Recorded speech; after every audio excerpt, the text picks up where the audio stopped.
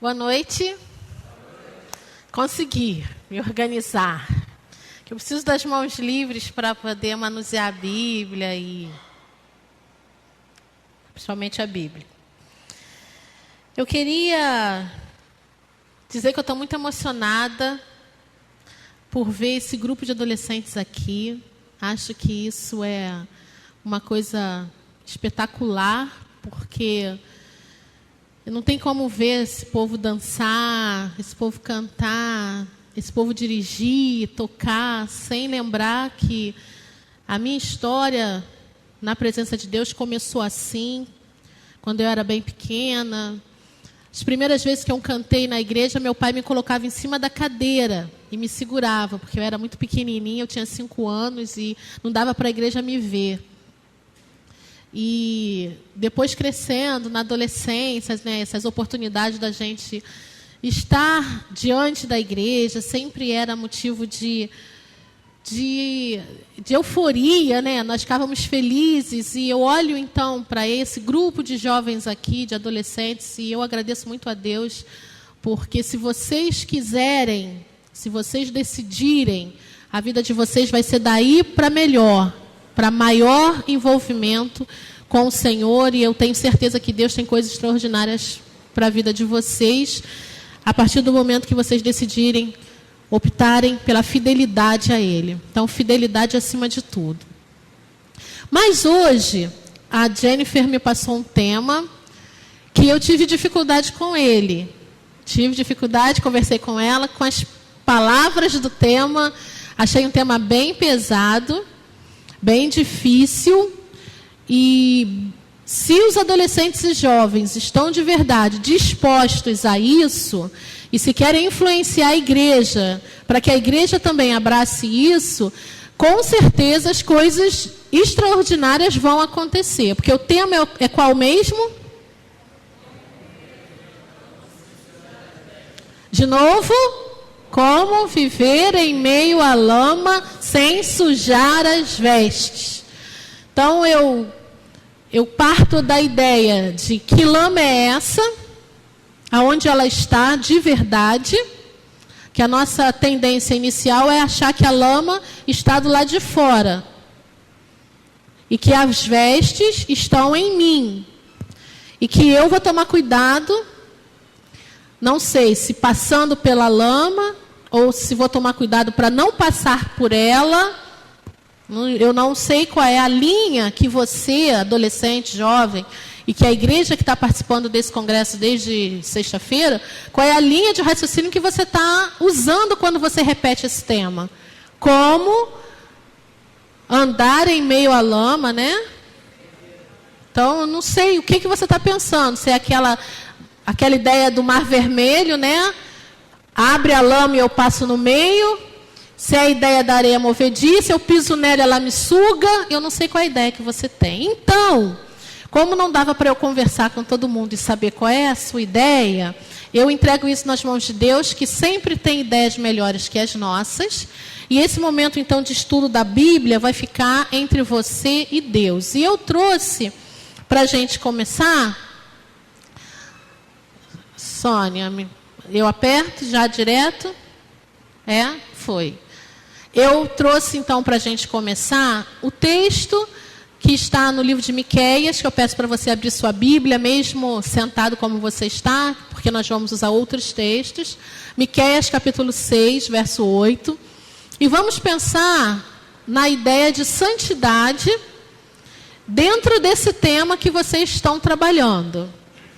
Passar no meio da lama, ou pela lama, ou em torno da lama, e não sujar as vestes que estão vestindo. O texto, então, está lá no livro do profeta Miqueias, capítulo 6, verso 8, que nos diz assim: Ele te declarou, ó homem, o que é bom, e o que é que o Senhor pede de ti, senão que pratiques a justiça, e ames a beneficência, e andes humildemente com o teu Deus. É uma pergunta. Mas dentro da pergunta está embutida a resposta. Então, vou ler de novo. Ele é Deus, é o Senhor. Ele te declarou, ó homem, o que é bom. E o que é que o Senhor pede de ti? Senão que pratiques a justiça, e ames a beneficência, e andes humildemente com o teu Deus. O Senhor não pede mais nada a você, senão essas coisas. A questão é que essas coisas já são bastante complexas, né? Elas já são coisas à beça, que nem sempre estão dentro da nossa rotina cristã, nosso estilo de vida. Porque a gente não está aqui em Cristo para pensar naquilo que a gente gostaria de, mas naquilo que a gente de verdade vive, faz, porque é o que a gente vive, que a gente faz, que demonstra aquilo que a gente pensa e aquilo que a gente sente. 3 questões iniciais para a gente trabalhar essa ideia de santidade no meio da dificuldade, que a gente está chamando de lama nesse congresso. Qual é o sentido de santidade? Por que é preciso ter santidade?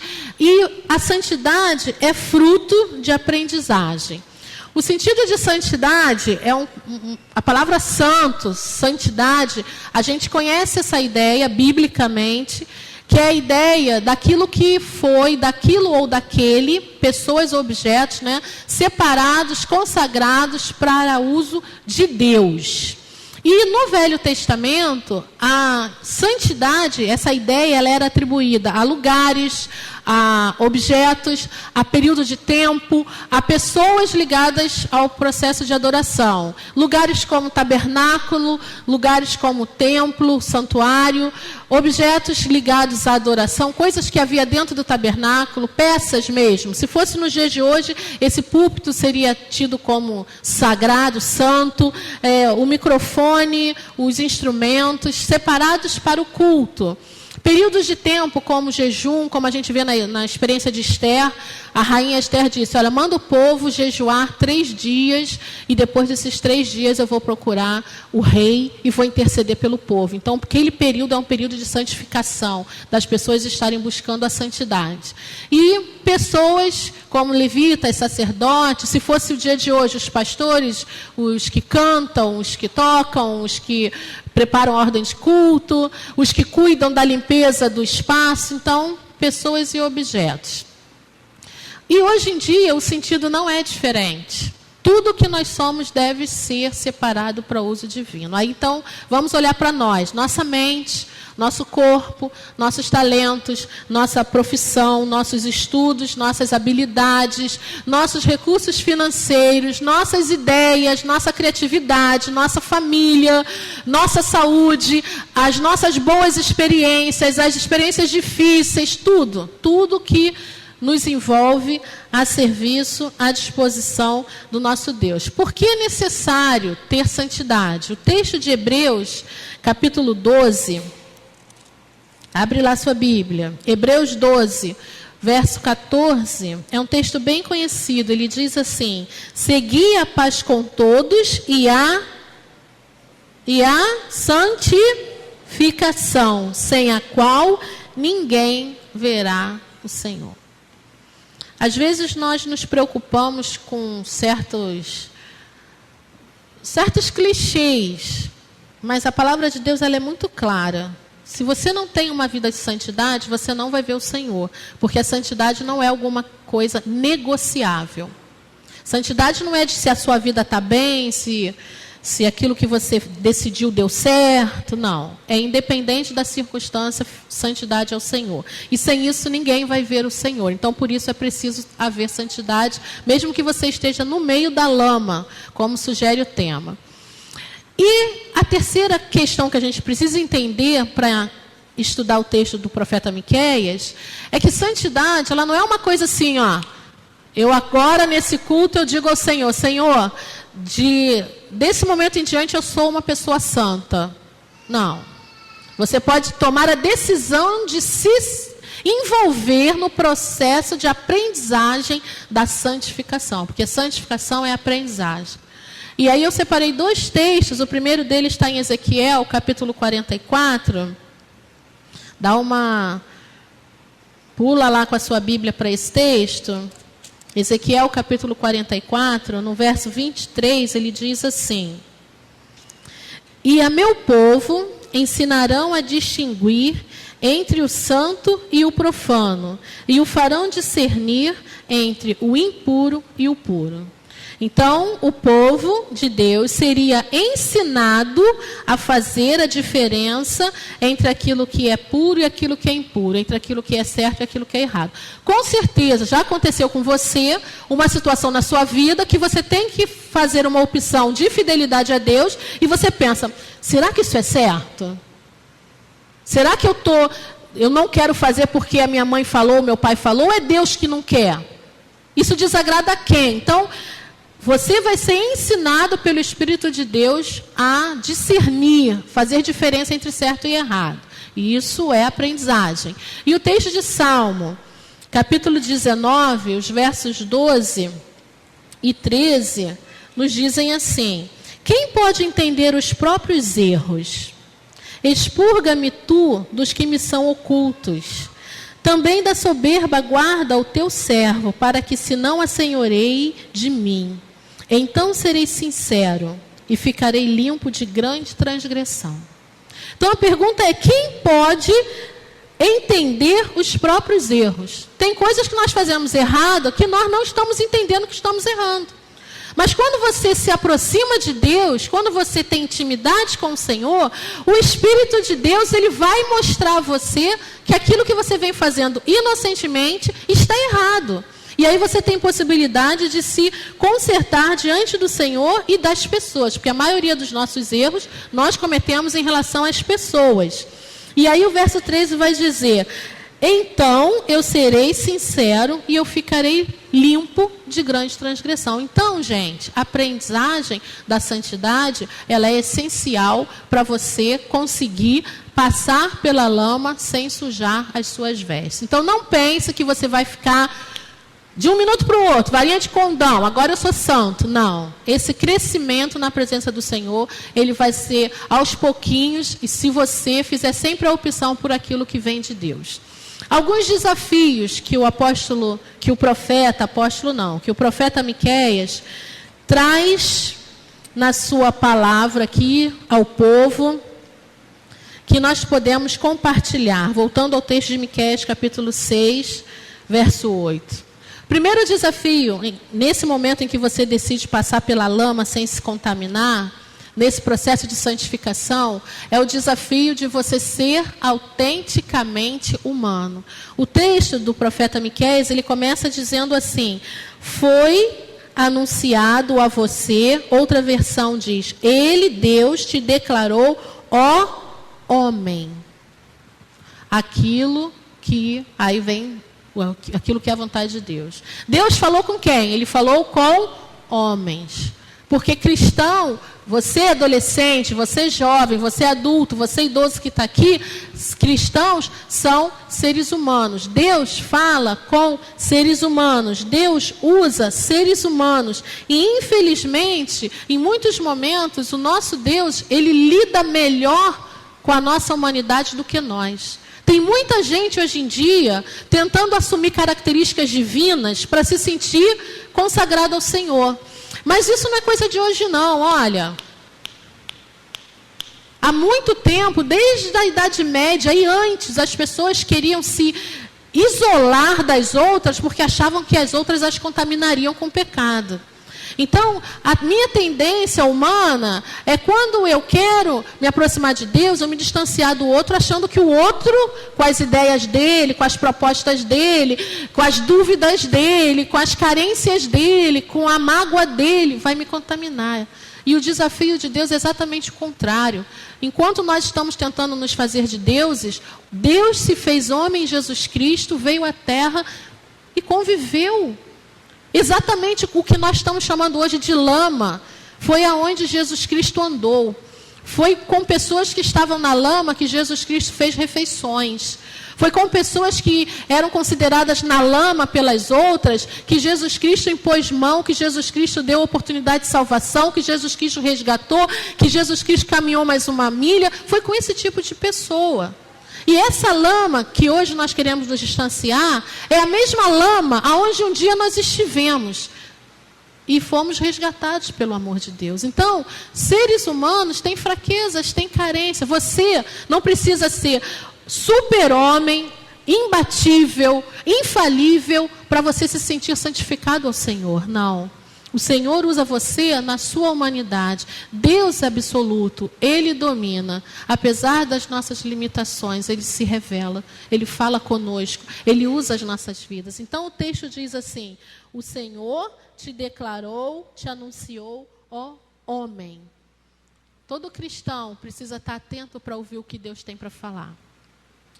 E nesse congresso, não adianta você vir sexta, sábado, domingo de manhã, domingo de noite. Se você sair daqui com nada de diferente daquilo que você entrou.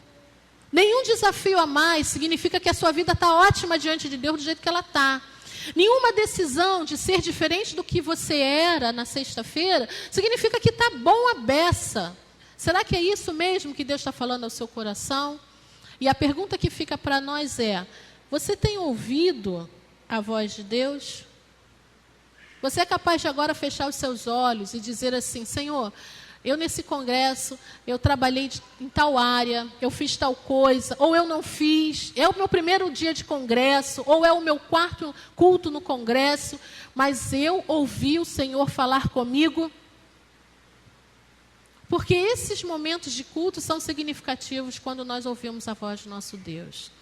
Segundo desafio, para nós passarmos no meio da lama sem sujarmos as nossas vestes, é conquistarmos autoridade através das nossas atitudes. O texto de Miqueias 6 segue assim: Ele te declarou, ó homem, o que é bom. E que é que o Senhor pede de ti, senão que pratiques aquilo que é direito. Algumas versões dizem que pratiques a justiça. Sabe que o profeta Miqueias, ele viveu numa época em que o povo de Israel, ele estava em grande prosperidade econômica, mas ele tinha uma enorme decadência moral e espiritual. Porque duas coisas básicas regiam o cotidiano do povo, que era a idolatria e a injustiça. E eu separei aqui uns textos do capítulo 3, volta lá, Miqueias 3, para a gente entender um pouquinho como que estava funcionando isso na época do profeta Miqueias. O verso 1 a 3, Miqueias 3, diz assim: Mas eu disse, ouvi agora vós, chefes de Jacó, e vós, príncipes da casa de Israel, não é a vós que pertence saber o direito? A vós que aborreceis o bem e amais o mal, que arrancais a pele de cima deles e a sua carne de cima dos seus ossos, e que comeis a carne do meu povo, e lhe arrancais a pele, e lhes esmiuçais os ossos, e o repartis como para panela, e como carne no meio do caldeirão. Olha que interessante. A vida daquela liderança, príncipes da casa de Israel, chefes da casa de Jacó. A liderança do povo era uma liderança que esmagava o povo. E aí o profeta, a palavra de Deus através do profeta diz assim: não é a vocês que deveria pertencer, saber aquilo que é justo, aquilo que é direito? Entretanto, eles faziam exatamente o contrário, porque a idolatria e porque a injustiça estava dominando seus corações. Outro exemplo está no verso 5. Assim diz o Senhor contra os profetas que fazem errar o meu povo. Olha só, os profetas que fazem errar o meu povo. Os profetas que mordem com os seus dentes e clamam, paz. Mas contra aquele que nada lhes mete na boca, prepara guerra. Então o profeta no Velho Testamento, e hoje também, era aquele que recebia de Deus e transmitia para o povo. E aqui Deus está colocando que essas pessoas, ao invés de elas receberem de Deus e levarem para o povo, elas faziam o povo errar. Por quê? Porque elas ensinavam coisas erradas para o povo. Por quê? Porque elas queriam que o povo lhes desse alguma coisa. Se não desse, eles prejudicavam. E o verso de 9 a 11, ele diz assim: ouvi agora isto, vós, chefes da casa de Jacó, e vós, maiorais da casa de Israel, que abominais o juízo, perverteis tudo o que é direito, edificando a Sião com sangue, e a Jerusalém com injustiça. Os seus chefes dão as sentenças por presentes, e os seus sacerdotes ensinam por interesse, e os seus profetas adivinham por dinheiro, e ainda se encostam ao Senhor, dizendo: não está o Senhor no meio de nós, nenhum mal nos sobrevirá. Então essa lama, isso é lama, né? Isso é descrição de lama. Essa lama que a liderança do povo estava envolvida não é diferente da situação que nós estamos envolvidos hoje.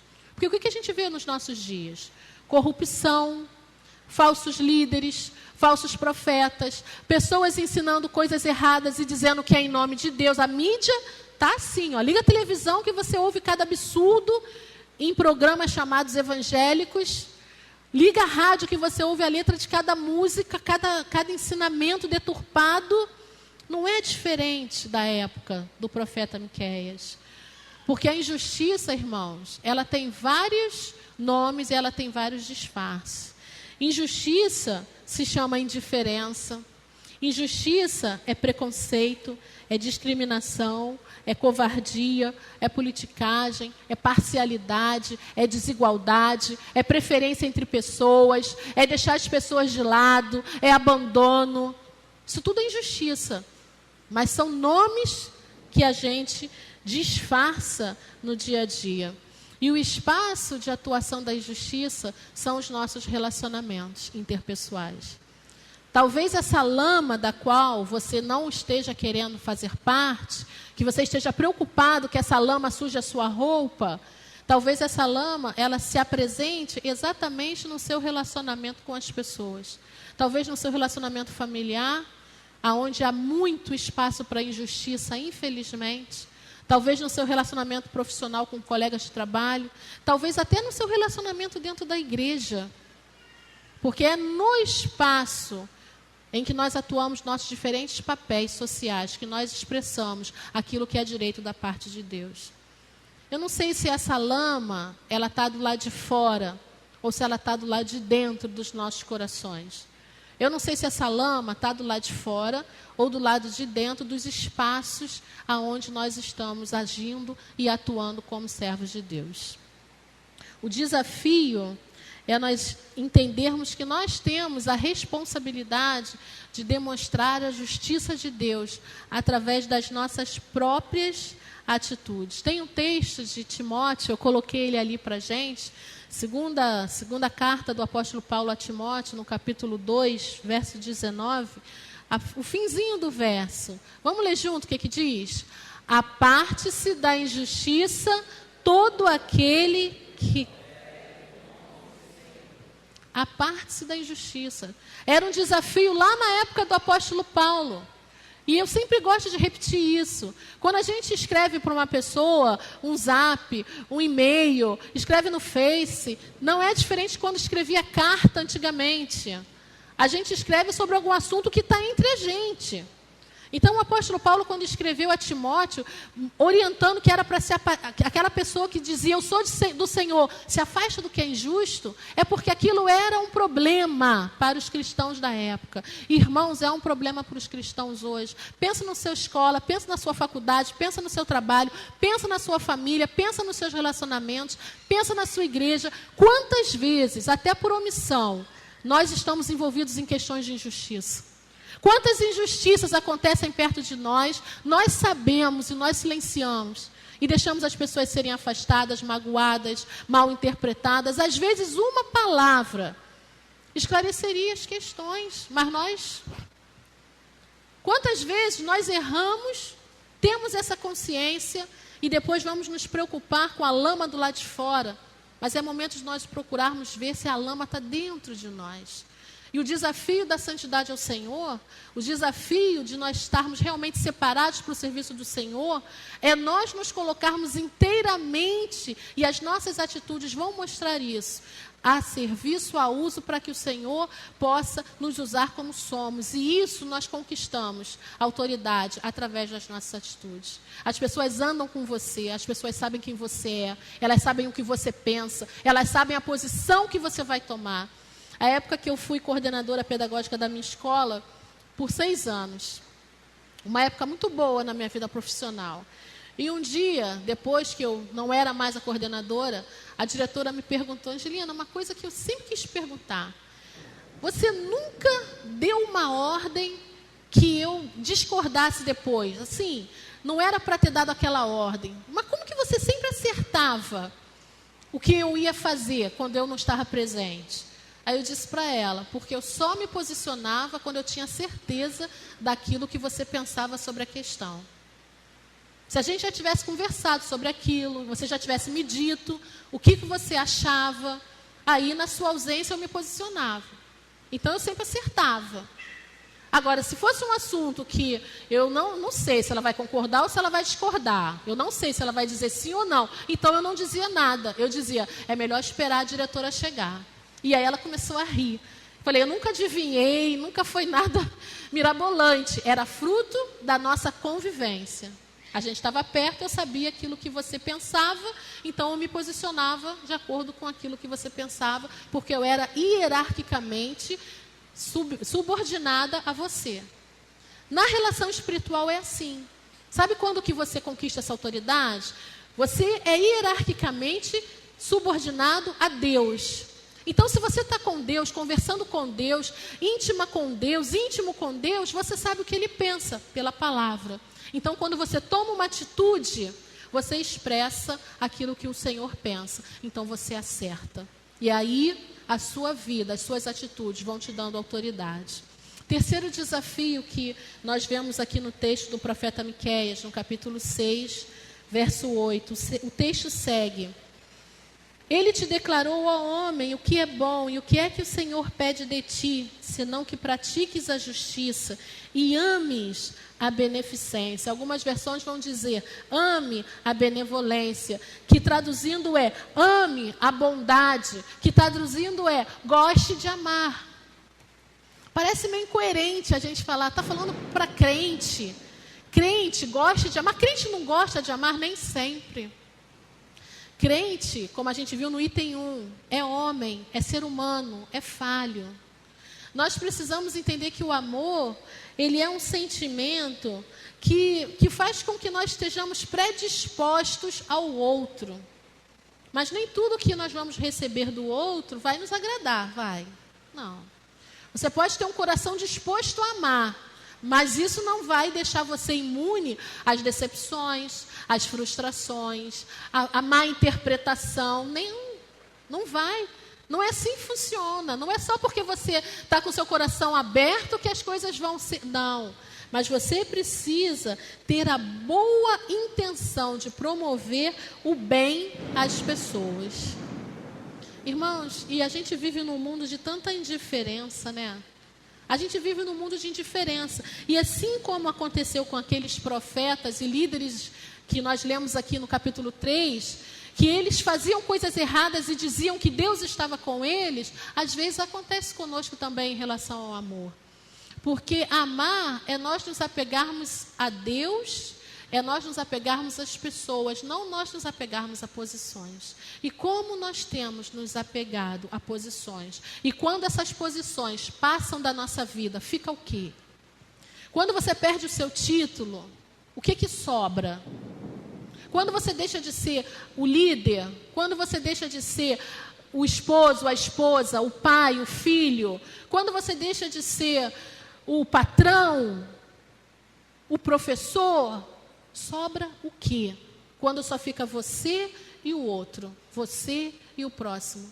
Eu ouvi uma vez do pastor Reinaldo Purim Júnior essa frase que está ali em vermelho: coisas devem ser usadas e pessoas devem ser amadas. Como nós invertemos isso hoje em dia, né? Como às vezes nós usamos as pessoas e amamos as coisas. Eu me lembro uma igreja que eu fui membro, foi aqui não, tá? Que eu cheguei na igreja E um tempo depois a gente tinha uma função de liderança em missões. E aí chegou aquele material, né, essa coisa bacana que está aqui, né, aquele material de missões.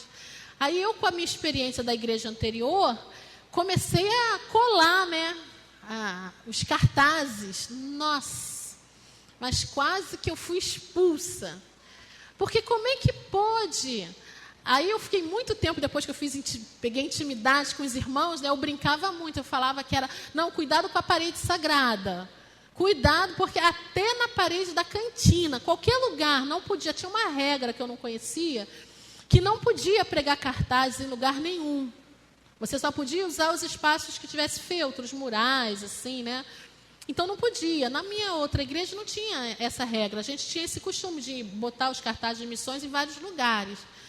E aquilo foi assim, foi visto com tão maus olhos, mas eu tive um problema tão sério, parecia que eu tinha cometido um pecado, um erro tão grande, que criou assim, eu falei, meu Deus, é só uma parede, é só um pedaço de madeira, que isso? Não, e foi aquele discurso, e quando eu argumentei, eu piorei minha situação, porque parecia que eu estava desvalorizando uma coisa super importante para a vida daquelas pessoas que pensavam daquele jeito. Irmãos, quantas vezes, até dentro da nossa casa, né? Quantos problemas na família, quantas famílias com criança que o casal surta, né? Normalmente é o homem, viu? Desculpa, mas a maioria das vezes é. Se o carro tiver um farelo de biscoito, né? Quantas mães desesperadas, a criança bebezinha, mas não pode deixar cair nada, não pode... Aquele desespero porque vai sujar o carro. Aí eu lembro da minha mãe, que quando a gente quebrava um copo lá em casa, ela dizia assim, não tem problema não, senão o moço que vende copo não sustenta a família. Eu fui criada nessa teoria. A gente, sem querer, danificava alguma coisa, ela dizia, não tem problema não, senão o moço que vende isso assim, assim, não sustenta a família. Porque se o carro não sujar, coitado do pessoal do Lava Jato, né? Eles não vão poder sustentar a família. Pessoas, sim, preservadas, amadas, cuidadas, protegidas. Não deixa as pessoas se sujarem. Não deixa respingar farelo nas pessoas, não. Não deixa prender coisas na pessoa que quando puxar vai arrancar a pele, vai causar ferida. Agora a parede, o banco do carro, essas coisas assim, o chão, ó, depois a gente varre. Essas coisas a gente suja. Mas as pessoas a gente limpa, protege, guarda. Amar, mesmo sabendo que você pode correr riscos. Eu li uma frase de John Stott que diz, é impossível ser verdadeiramente convertido a Deus sem, através disso, ser convertido ao próximo. Se você está aqui dentro, se você não gosta, não liga, não se importa, é indiferente a quem está aqui, se você acha que você veio aqui para fazer alguma coisa, seja lá o que for, e que você está cultuando a Deus, talvez haja um equívoco nas suas concepções. Porque, de verdade, o amor, ele é um sentimento que precisa ser concretizado nas nossas atitudes. Mas as atitudes, elas expressam aquilo que está no nosso interior. Então, o apóstolo João, orientando a igreja, ele vai dizer assim, filhinhos, vamos ler juntos? Não amemos mas com ações e em verdade. Eu não estou falando que isso é coisa antiga, ó. Olha os apóstolos de Cristo preocupados com coisas que ainda hoje são desafios para nós. Se a gente está preocupado em não se sujar na lama, uma das maneiras da gente não se sujar na lama e não sujar a roupa da gente é através do amor. Porque de verdade é impossível que a gente consiga passar pelo processo de santificação sem amar o outro. E essa pergunta ela vem para o nosso coração. Qual foi a última atitude de amor que você praticou? Quando foi? Foi hoje? Foi ontem? Foi antes de ontem? Foi há um mês? Atitude intencional.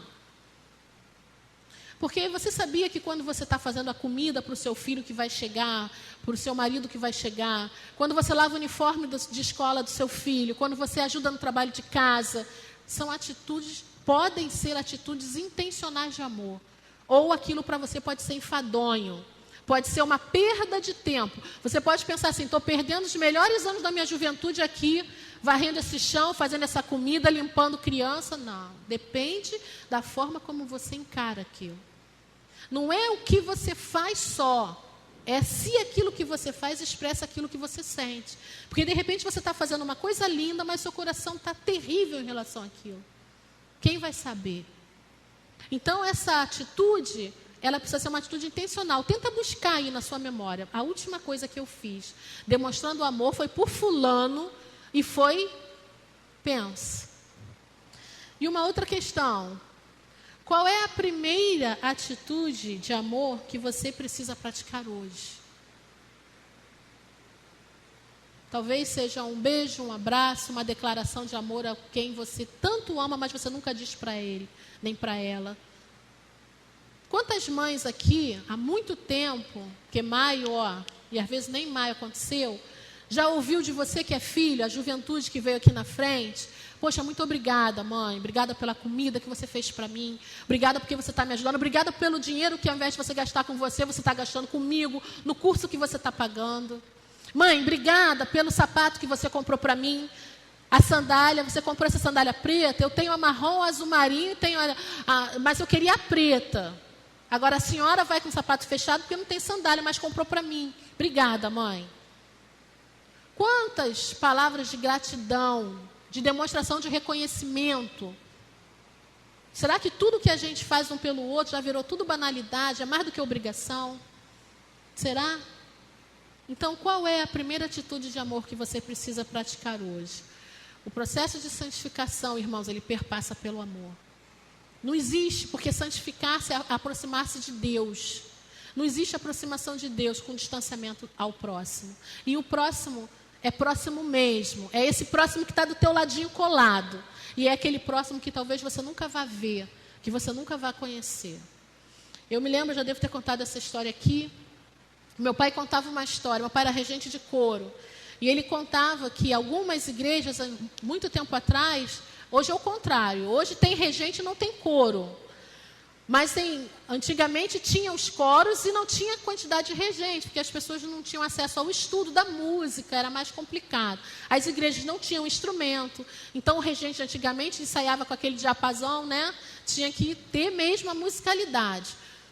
E ele teve um período que ele ia a uma igreja ensaiar o coro no domingo, durante a semana, mas no domingo, quem regia o coro era o irmão da igreja que tinha uma musicalidade natural, mas que não tinha conhecimento de partitura para ensaiar. Então ele ensaiava o coro, mas ele nunca regia aquele coro. E ele disse que num domingo especial, não sei se é aniversário do coro, o que foi, ele foi para reger o coro. E quando ele chegou na porta, disse que tinha uma senhorinha, quietinha, humilde, cabelo branco. Aí quando ele chegou, ele cumprimentou, aí ela cumprimentou como se ele fosse um visitante, mas que antigamente era tudo paletó e gravata aqui na frente, né? Então ela percebeu que ele era crente, estava de paletó e gravata, estava com a roupa de crente da época. Aí ela perguntou quem ele era, ele falou que estava vindo, que ele era o regente, ia reger o coral. E aquela senhora falou para ele, é o senhor que rege o coral? Olha, eu oro pelo senhor todos os dias, para Deus sustentar o seu ministério. Então, meu pai, ele era o próximo daquela senhora, ela tinha uma intenção, uma atitude de amor em relação a ele, e ele nem sabia que aquela senhora existia. Não tem próximos nossos assim? Os nossos irmãos que estão na África, que estão na Ásia, não tem irmão que a gente pega um informativo missionário, a gente lê a história, o missionário está evangelizando, fulano de... A gente ora por aquela pessoa, nunca aquela pessoa vai saber que a gente orou, nunca aquela pessoa vai saber que a gente intercedeu por ela, ela nunca vai saber o nosso nome, mas nós estamos tendo uma atitude de amor, então eu não sei como, de maneira diferente, Deus está falando a você, mas tem que perpassar pelo amor. E o último desafio, se você quer passar pela lama sem sujar sua roupa, o texto é concluído assim: o que é que o Senhor pede de ti?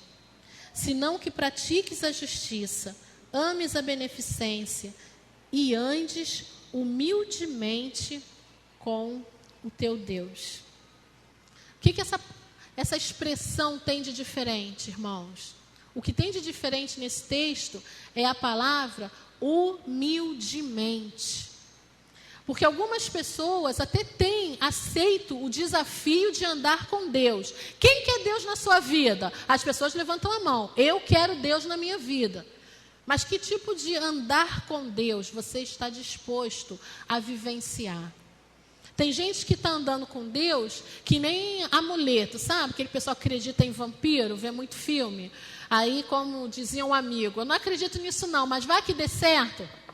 Bate 3 vezes na madeira, fala junto com o outro, segurando uma coisa verde, não tem? Tem gente que é assim, pega aquele crucifixo, né? Tem gente que pensa que Deus é isso.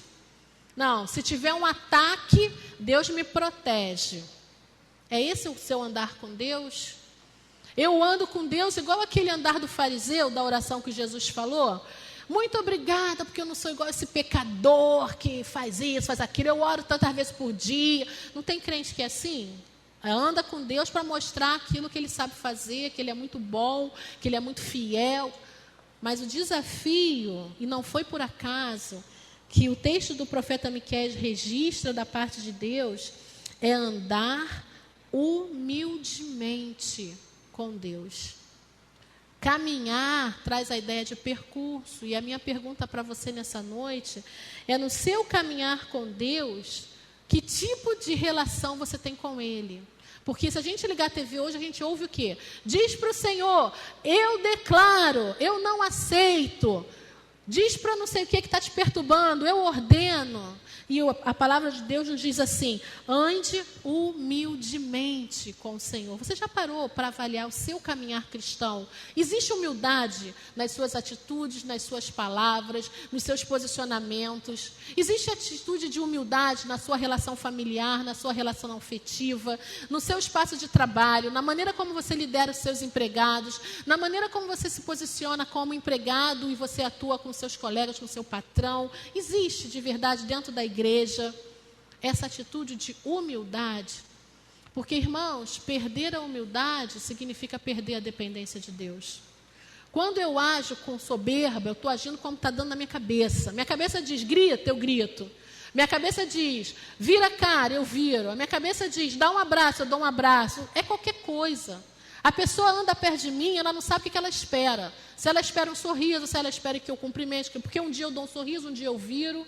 Um dia aquela pessoa é super importante, outro dia eu passo como se ela não existisse. Mas quando a gente anda humildemente com Deus, a gente anda debaixo da dependência de Deus. E aí eu queria te perguntar, se você fosse classificar de 1 a 10 a sua dependência do Senhor, que nota você se daria? Quanto você depende de Deus nesse momento da sua vida?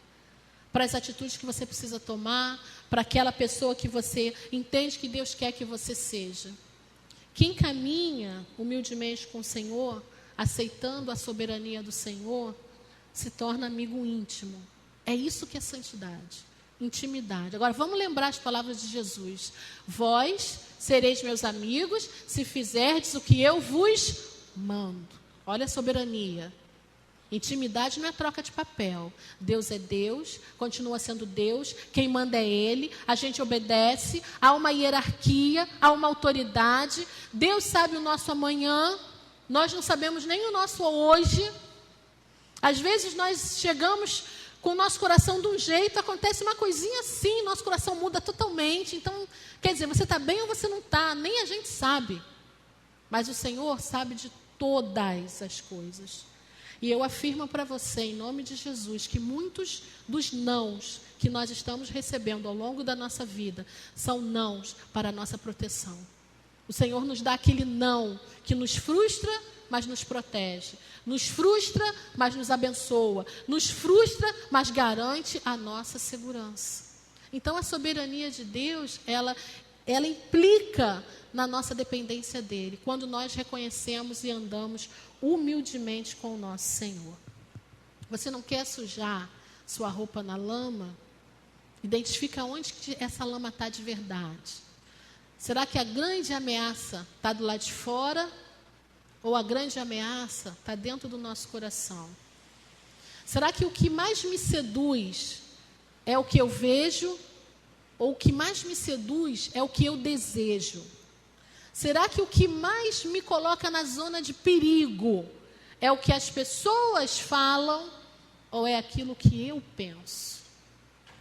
Ser apenas um ser humano, ter atitudes que nos deem autoridade cristã, gostar de amar, mesmo correndo os riscos, e andar humildemente com o nosso Deus, é uma parte da possibilidade de nós estarmos caminhando em quaisquer ambientes, com lama, sem lama, e nós estarmos mantendo as nossas vestes em santidade ao Senhor. Que o Senhor nos ajude, irmãos, a entender, a responder a essa pergunta que está sendo feita aqui. Porque ninguém pode responder por nós. A mesma proposta reflexiva que o Senhor trouxe ao seu povo na época do profeta Miqueias é a proposta reflexiva que Ele nos traz nessa noite. O que é que Ele pede de ti? E que nessa resposta nós possamos nos aproximar daquilo que o Senhor quer para nós. Amém.